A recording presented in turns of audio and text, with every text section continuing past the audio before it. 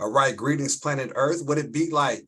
You got your guy, Hernani Santos, aka the Game Orchestrator, bringing episode 2 for season 3, Systems Disruptors podcast, crucial conversations for radical educators, right back in your tall can face. As explained in the last episode, we have a new format for the season where you would just have a panel, right? Me and my folks. We're going to dive into some hot topics, but for tonight, we have a special guest. Joining us this evening, we have Kirsti Morale. Now, the bio is devastating, right? So I'm not going to try to remember it all, but I'm going to read to you as this young lady is a dope educator, and I don't want to miss anything. So Kirsti Morale, a passionate educator, realized her dream of becoming a teacher early on, even organizing neighborhood summer camps as a child.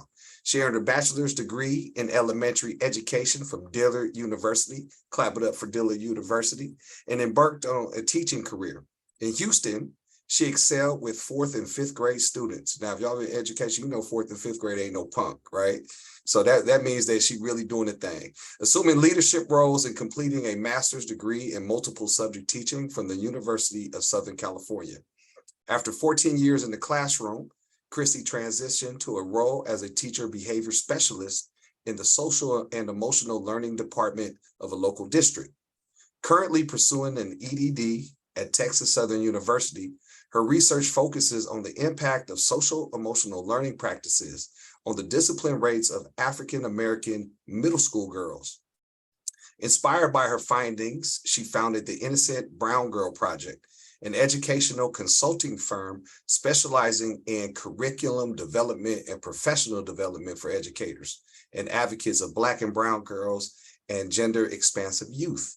Kirsti is a nationally recognized speaker and the host of the Teach Her podcast, where she interviews experts in the field of girls' education and empowerment. Let's make some more noise for Kirsti, y'all. Come on. Woo! What's up, Kirsti? Hi, thank you all for having me tonight. I'm glad to be here. Absolutely. You want to say something to the world real quick before we get this thing going? I'm super excited to talk all things Black and Brown girl brilliance tonight. And thank you all so much for having me and having this conversation. Absolutely. Key, IJ, what's going on? Say what's up to the people. Hey folks, it's your girl, Dr. Q. Happy to be here and have this good conversation. Kirsti, we're so happy to have you on our panel today. And I'm excited to get to the topics because y'all, the topics are kind of fire. So I'm kind of excited to talk about.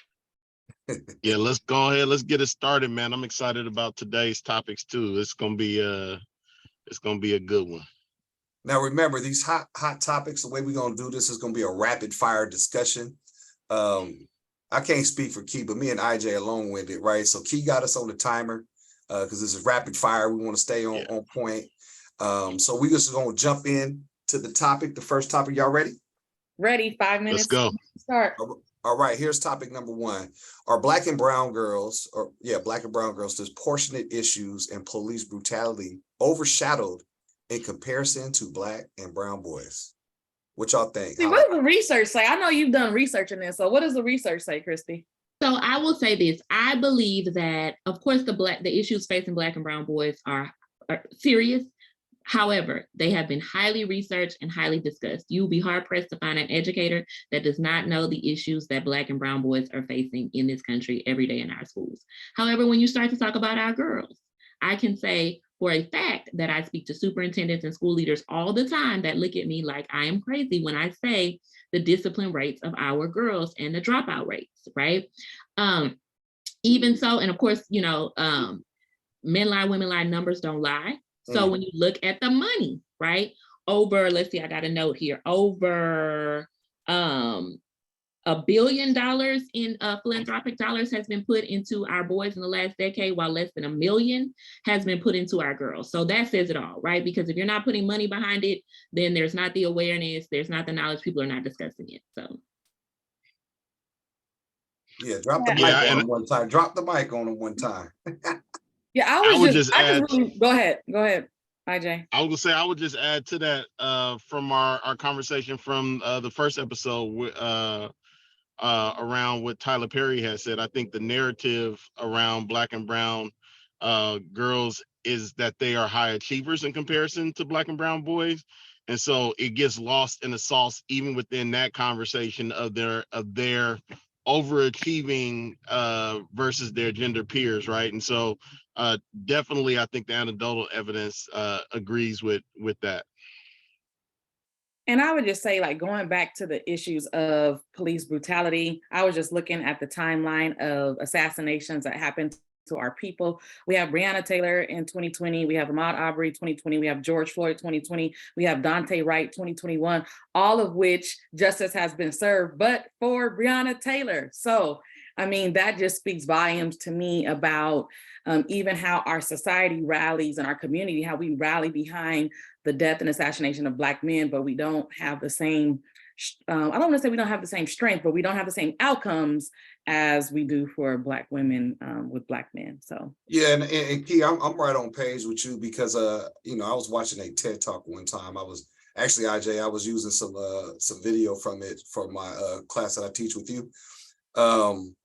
And when the speaker was going over all the names of, you know, Black women who were in similar scenarios, like the names weren't as known as when she went over the names of the Black men, Black men who have been impacted. So definitely, I think the overshadowed component is there because these things are happening to both Black men and women. Also, from an anecdotal standpoint, you know, what I've seen in my time in education is that, you know, behaviors in the schoolhouse have risen in terms of, you know, the female versus the male counterpart. Like, I probably spend more of my day dealing with, you know, with the young lady issues than I do with the young men issues. And that's something that's not talked about, right? There's a huge need in mentorship, you know, programs, because I think so much emphasis has been put on the young men. So from an anecdotal standpoint, like I see it regularly, and it's not a new phenomenon. Like it's been changing over the years. I tell people oftentimes it's like reverse, because when I was coming up, it was the boys who were always in trouble and not the young women. So I do think like more resources need to be poured into that, right, to impact these young women and their futures. And I think when we get into like what you were saying with the schools, you know, we see a lot, and I was that girl. I spent a lot of time suspended in high school. I moved all the time. My dad worked for UPS. We moved every 2 years. So I was always the new girl. So with the new girl comes all the shenanigans, the boys, and then nobody likes you and da da da da da. And the thing was, you know, we'd have these conflicts, we get suspended, we come back, and then we just go on about our day, right? So there were no restorative practices, nothing changed, right? So what's going to happen next week? We're going to do it again. The other thing is a lot of times when as women and girls, we hold on to things. We hold on to them for a long time. Like if you say something to me, you know, I remember stuff, you know, in kindergarten, I'm still mad, right? As men, it's like, okay, we had that issue, we had our conflict or whatever, but the next day we back on the basketball court or whatever. So that part of it, I think, is lost a lot, especially when you're dealing with like male administrators. Like that's something to keep in mind, right? Because if you don't do something to specifically say, okay, this is what the issue was, this is how we're going to resolve it, you know, then you're gonna end up in this same cycle over and over again. So that's also something to keep in mind when we're dealing with our girls. And the other thing is being taught how to build relationships with people. That's a missing link, especially when we're talking about rural areas or areas even where people go to school with each other from pre-K to 12th grade, right? Because you didn't have to build a relationship with somebody that you met in pre-K. Right? Y'all have automatically are in this thing together, right? But as soon as someone else comes along or you go somewhere else, you go to college or, you know, you end up at another school, then it's like, okay, well, I don't know what to do to, you know, to get to know people or to have positive relationships with someone. So that's that's a skill. It's something that our girls need to be taught. Actually, absolutely. That's fine. Oh, dang. Thanks for keeping us on point. No, that's my fun job. All right, hot topic number 2. Have we done better with inclusivity for Black and brown girls in a misogynistic society? And if you think that's the case, where are the receipts? You know, we live in a day and age, it's all about receipts. We need proof, right? The proof is in the pudding. All right, so where are we? Have we done better? Talk to me. Black women have done better of creating their own space for ourselves and for our girls. Now, the rest of society, I can't say the same, but I will say the mentoring organizations, the support that Black women are creating for ourselves and for as means to support our girls, those places, the Black girl magic is real, right? But our girls are missing that a lot of times in school, right? That's something you learn when you get to college, when you get into these spaces where you guys learn, you know how to empower each other and so forth. But as far as everyone else keeping up with what our girls need and so forth, I mean, I still have people argue with me today that our girls don't need any support. They don't need any resources. They're in the classrooms, they're quiet. So they don't need anything because they're quiet. And it's like, okay, how does that work? Like, because eventually it's going to all come out, right? You're not going to be quiet for forever. Somebody's going to eventually, it's going to hit that tipping point and everything's going to come out, right? I would say in my own personal experience, I have been the token Black girl who could clean up a mess. And so leadership opportunities or promotional opportunities were only made available if I was willing to fix what needed to be restored. But if there was like a brand new opportunity that was innovative and they needed someone to, be the forerunner for something that was new, those opportunities were not often afforded to me. And so I would say I had to either be asked to have these experiences if only I was cleaning up someone else's problems, or I had to like kick the door in so then I could, let myself, have opportunity. So I would say on the surface, it looks like it, but there's still, the struggle is still real. Yeah, I would say, I think we all have the same answer to this question in terms of no, but I would say that's even the case when it comes to feminine dominated spaces. I think even within those spaces, Black and brown girls are not always included. They're not always represented, and their voice is not always heard in those spaces.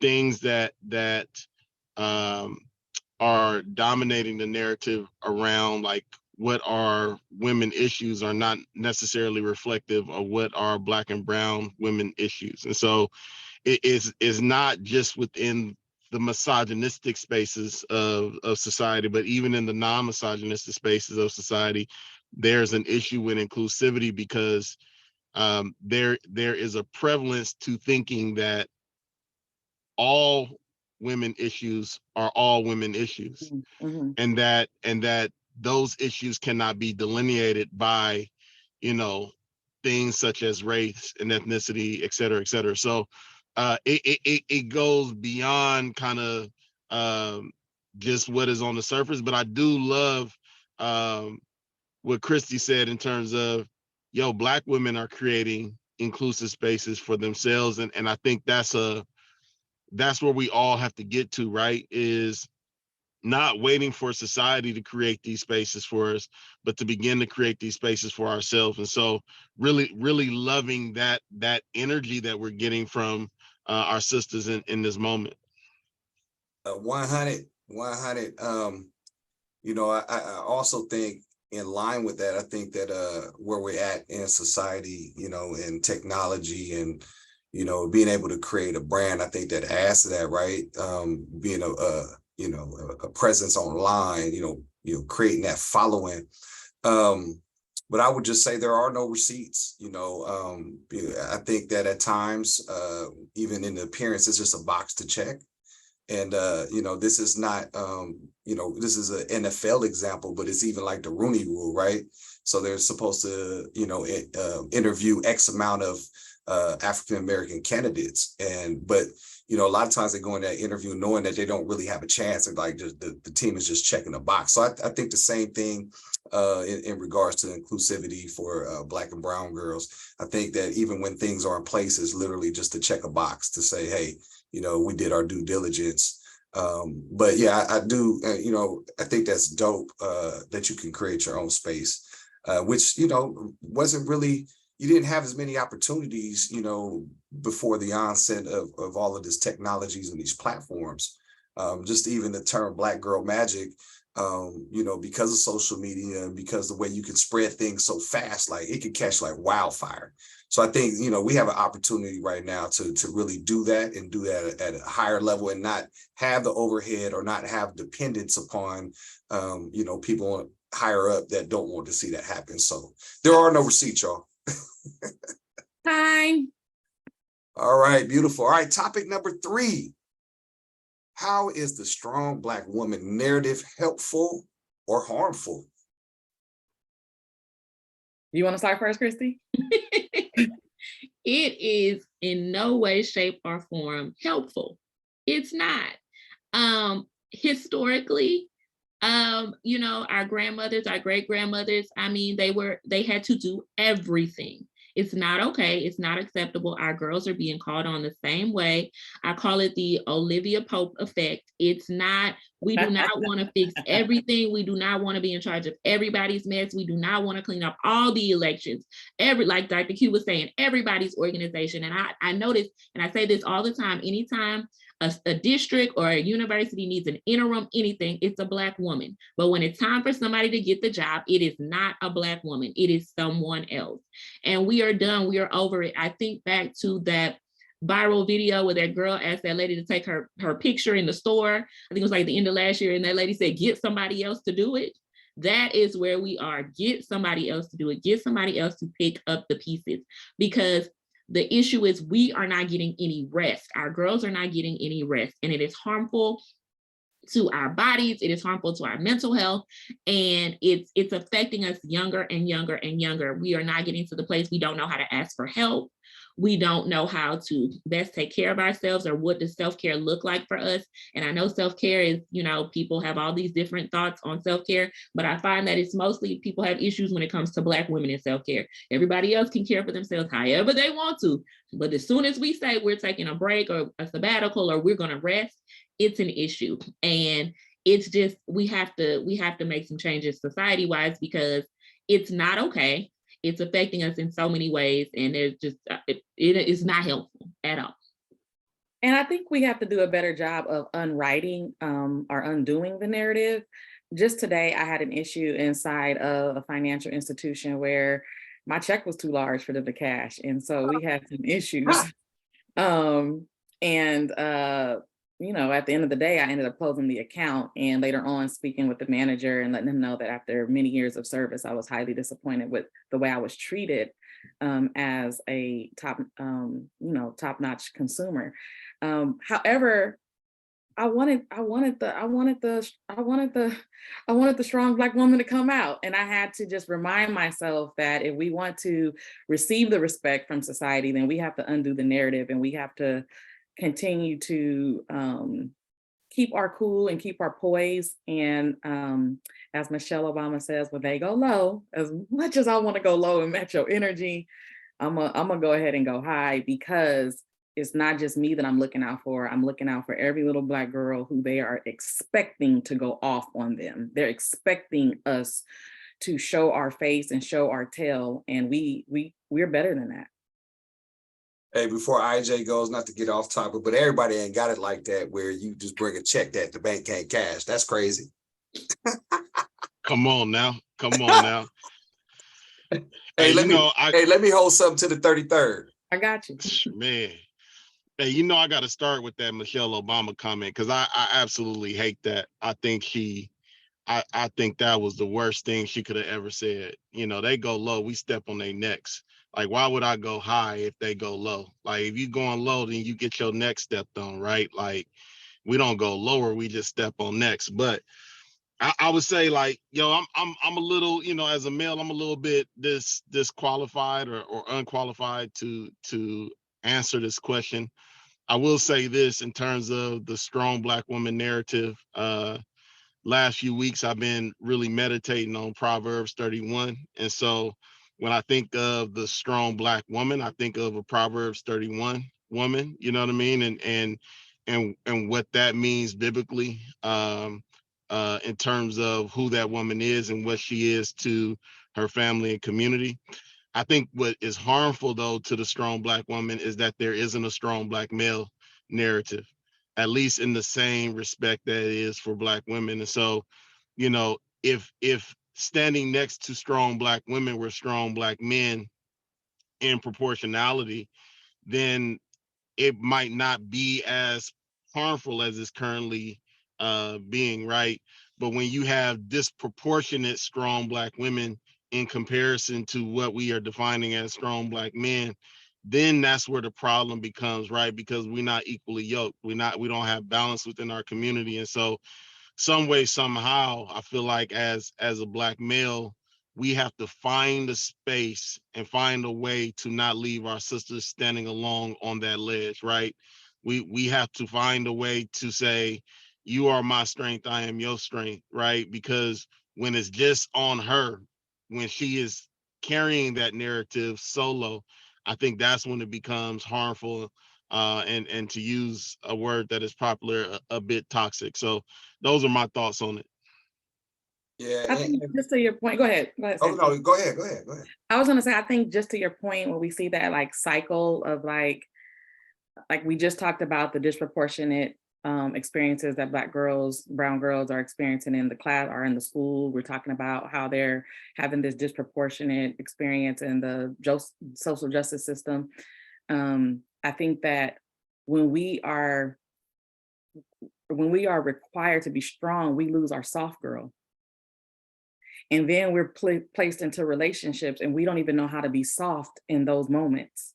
And then we get ridiculed for not learning how to be soft because we've been practicing being tough since we started this trajectory. So I just think that it has to come to a point where we get back to introducing the softness of being a woman to our young girls. And how do we use and stay soft even in conflicting situations? Yeah, and I would just say, just even that term narrative, right? People create narratives about a lot of things, but my thing is this: like, if a Black woman is being strong, I would say more times than not, it's out of necessity, right? So I'll give you the example of you at the bank, right? Had you been of a different ethnicity, maybe you don't have, maybe you don't get that treatment. You know what I'm saying? Maybe they do something to try to rectify the situation. But in that moment, even though you refrain from doing it, like you were at a tipping point where, do I fight for this, right?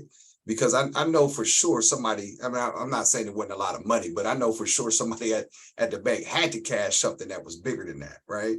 And so, like, we just have to look at the big picture, like, why does someone have to fight for that when other people don't? You get what I'm saying? So, I would say, like, I don't know, helpful, harmful. I just think it's it's a reality, and it shouldn't be like that. Like, and also, like, when there's issues, because you take a strong stance and you're not soft, like you said, soft, but really, I mean, you're passionate, right? Like, they talk about things with kids, right? So if you're the minority kid, you're rambunctious, or, you're out of pocket. But if you're the white kid, you're a leader, like a leader in the making, right? And so I just look at it like that, like another ethnicity in the same position will get labeled something different, right? So the reality is that, being strong is good. Being strong comes out of necessity. Being strong comes out of, having to fight for everything you got. And that is the experience. And what is wrong with that, right? Except for, like, folks are intimidated by that. Folks don't know how to take that, right? Folks are used to, barking in order and people falling in line. But, hey, me personally, I need all the information. I need all the ideas. I need all the feedback, right? And that's just how I operate. So yeah, that's what I'm thinking about. The narrative. I mean, yeah, that's it. Time. And we on point tonight, huh? We on point. Because you and IJ ain't talking, doing all that long-windedness talking. Hey, we on point like Stacey Adams. We on point like Stacey Adams. That's why we rolling. Kirsti, normally, they cut up. So they're putting on their best behavior for you. So I am so proud. I'm so proud. All right. Next and last topic. Ooh, this gonna be a good one. It's gonna be and a lot of y'all out there tuning in. Y'all already having these discussions. Jada Pinkett Smith's book, Worthy. Why does America flip upside down when Black women know their worth? Look, this is all I can see on Facebook, Instagram, Twitter, probably barbershops. Like this is the hot topic of the week. So, Kirsti, holla at us. I will say it's because if they know, society as a whole knows, if all Black women were to know their worth, if all of us did, we could take over the world. We absolutely could take over the world, because not only do we have the passion, the knowledge, the experience, but we also have that strength behind us, right? So we've been fighting for things for our whole entire lives. And when it's important to us, we're just going to continue to fight even harder. So I think it's scary, right? We're a threat, right? We're the new threat, right? Black men have historically been a threat, to others. And now it's us. It's like when we come in, and you don't have any choice but to throw those stereotypes at us because you're intimidated by us. We're not intimidating, but you're intimidated. And so we're just taking over. And I think it's just scary for everyone else. Now, I would say this. I can honestly say I haven't read the book. I don't think anyone has read the book because the book has just came out. So I haven't read the book. I'm just going off of the title, Worthy. And whether I disagree with some of the actions or situations she has with her husband, I can say sister girl know her worth. Sister girl know her worth. And regardless of what society says, she appears to be unbothered. And I think that bothers a lot of people, that she's unbothered. Now, I don't know what happens behind closed doors, but I can say that Jada wears a face like, think what you want, say what you want, this is who I am, and so be it. And I, like you said, I think that's highly intimidating to a lot of people, is when people know their worth, and not just whether it's women or men. I think the Black community, period. When we come in and we know and we wear our crown and we know who we are, it can be uncomfortable for a lot of people. The moment we've been waiting for. A drum roll, please. Dr. IJ, go ahead and tap in, brother. Nah, man, I'm gonna let the lady speak on this one. I'm gonna just go ahead and tap back out. Say you go ahead, take it. Wow, are you serious right now? Well, I'm literally running from one gate to the next gate in the Dallas airport, and he calls me to talk about this book, and now he don't have nothing to say. That's bananas. While I'm running in the airport, ladies and gentlemen. I mean, because you totally swerved me. You went team Black women on this, and you know what I'm saying? I ain't trying to get ganged up on tonight. So, you know what I'm saying? I'm gonna let you go team.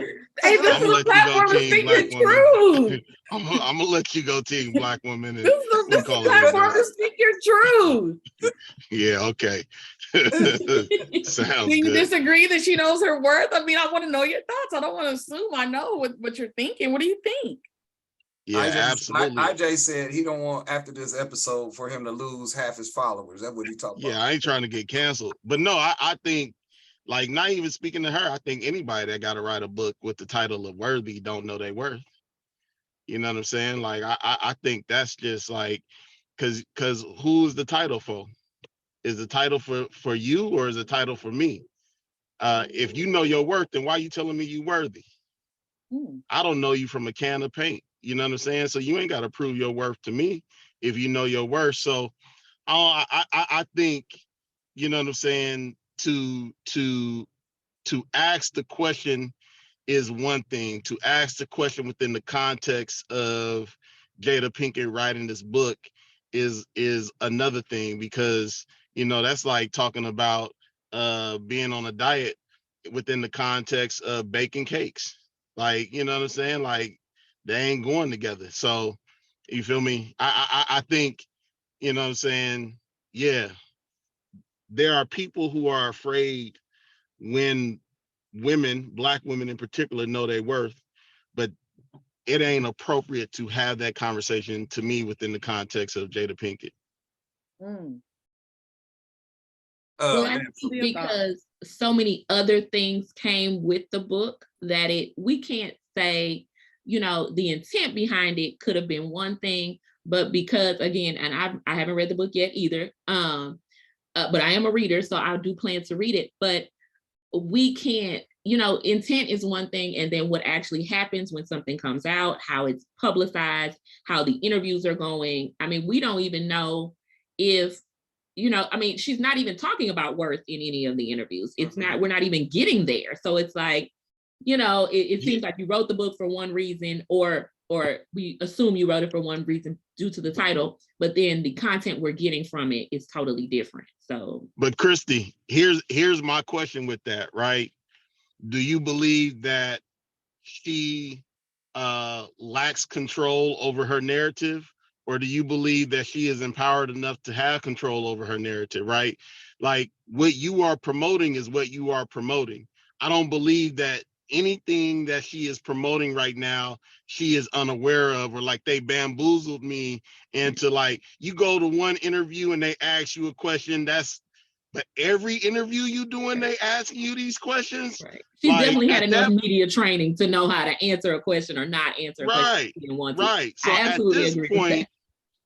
this point, I'm like, this is part of you selling this. And if this is what you selling underneath the heading of worthy, I have questions.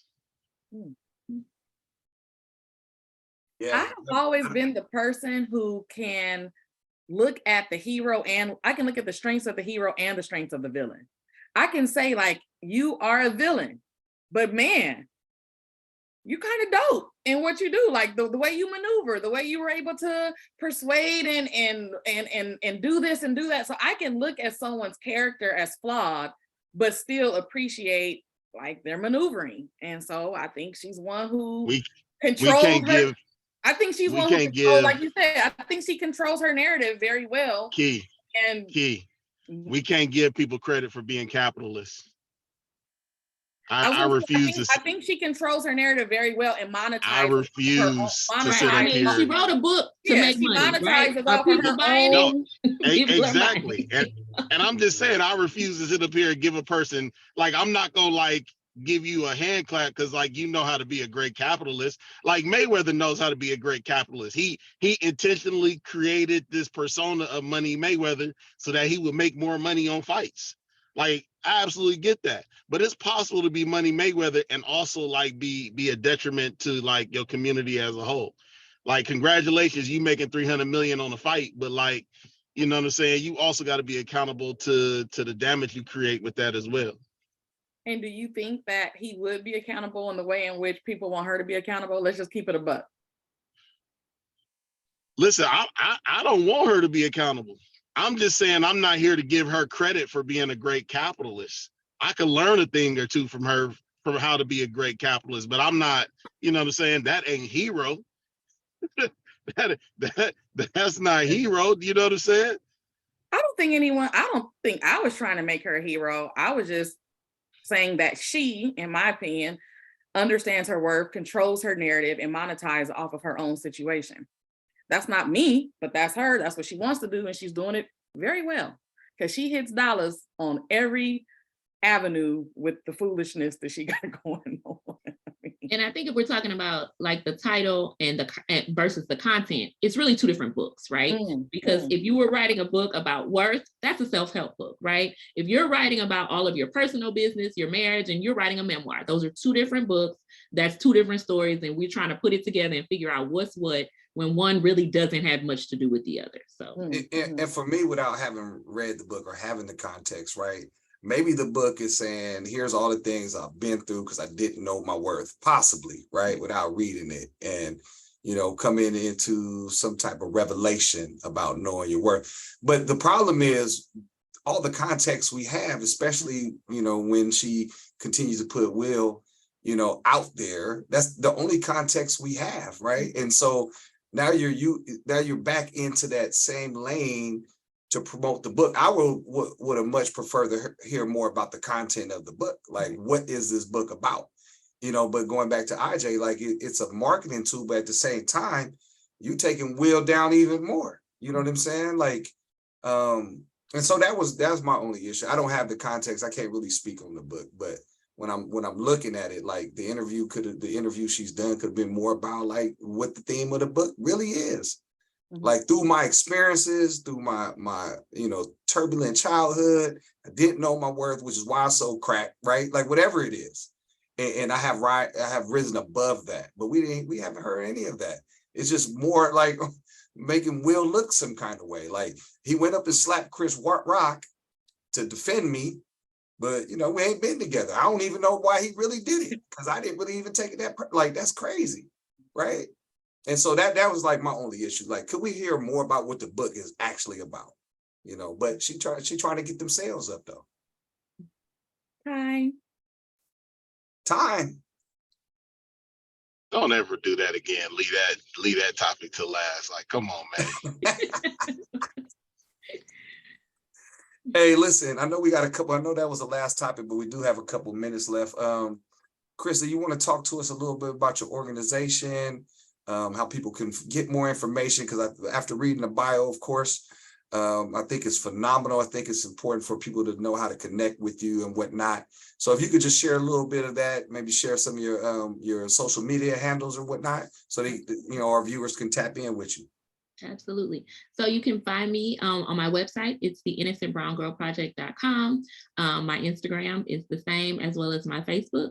I do work with schools, districts, and organizations to write programming and curriculum to best support their girls, nonprofit organizations, as well as schools and districts that already have programs or are looking to start programs. I do offer professional development services and workshops for districts and organizations that are looking to provide training around Black and Brown girl brilliance for their teachers and staff. And I also host a podcast, the Teach Her podcast, which you can stream anywhere you listen to podcasts, Spotify, Apple, and as well as on my website, you can listen there as well. And if you ever want to reach out to me, you can either message me on any of those platforms, or my email address is just hello@theinnocentbrowngirlproject.com. Awesome. Well, on behalf of mentee, Dr. Key, Dr. IJ, we want to thank you for joining us on this evening. I had a great time. It was a lot of fun.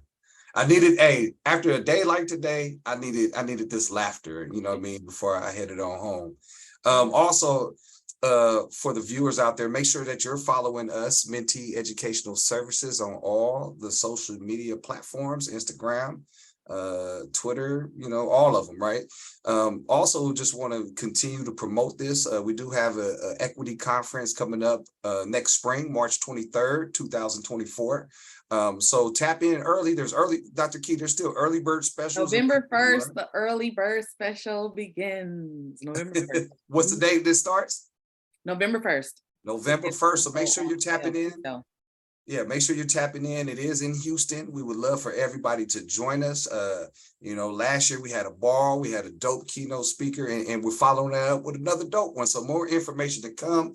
Make sure you go to our website, Mentee Educational Services. You want to hit them with the exact website, Dr. Key?